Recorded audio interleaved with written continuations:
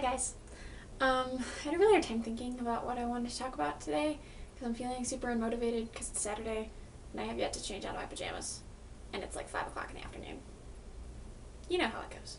But I figured after staring at my list of possible video topics, I might as well just take the one staring in my face, otherwise known as the stack of books that normally holds up my camera. I'm going to do a really short review for each of the 6 books that normally hold up my camera while I vlog. Paper Towns by John Green, who I talked about all the time. I love John Green. All his books are great.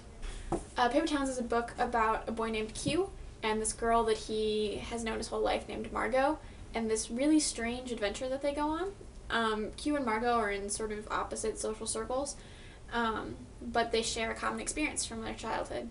Q has always felt like he knows Margot better than most people do, and when she shows up one day to take him on this fantastic adventure, he of course takes her up on it. One day though, Margot disappears and Q feels like he's the only person who could find her. It's a really fun story. It's got a lot of depth. There's some really fun characters besides Q and Margot. They have some friends that are involved in the story, and they're some of my favorite parts of the book. It's a John Green novel, so not for children, but definitely worth your time. It's a book called Define Normal by Julie and Peter. I read this book for the first time in junior high, early high school maybe, and I really liked it then, and then I was at school here at Huntington and somebody put a stack of books on the lounge table and said, hey, if anybody wants these, I was going to donate them, but you can have them, and Define Normal was one of them, and I was like, I remember that book. So I picked it up again, and it's really fun. The book's about 2 girls, Antonia and Jazz, that are stuck together in a student mentoring program at their school.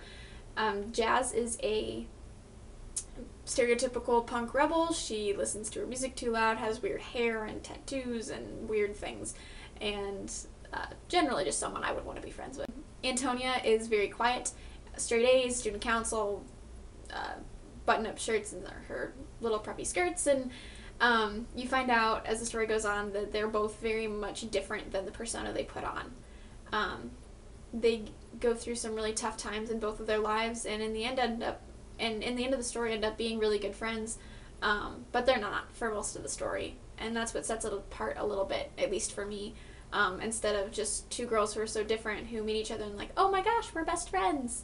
Life doesn't work like that, and I like that this book is a little more honest. I think it's aimed at a younger demographic, 13, 14, but I actually enjoyed it more reading it as a college student than I did when I read it the first time. So, Define Normal. Take a look. The next book is called The Kings Are Already Here by Garrett Freeman Ware. I think I said his name right. This has been one of the books on my shelf for many, many, many, many, many years, and I love it. It's about a girl named Phoebe and a boy named Nikolai. Phoebe's like 16 or 17, and I think Nikolai's about 11, and they have this really strange relationship. I don't even quite understand how they got there. No matter how many times I read the book, I don't totally get it. Nikolai is a chess prodigy, and Phoebe is a dancer, a ballet dancer. They meet in Switzerland because they're both staying with Phoebe's father while she takes a break from dancing to find herself. Phoebe is really drawn to Nikolai's passion for chess, and they go on this journey to find this renowned chess player that Nikolai thinks will help him win. And along the way, they learn a lot of things about what it means to be passionate about something. They learn a lot about relationships with other people. Phoebe struggles with her relationship with her father. It's a really deep book. I would definitely give it a shot. The next 2 books are actually 2 books in a series. The second and third books in the Artemis Fowl series by Ian Koffler, which are some of my favorite books in the world. They're kids' books, but I love them. Artemis Fowl is a series about a Irish boy who's a criminal mastermind after his father disappeared, and his bodyguard butler, who decide they are going to discover fairies.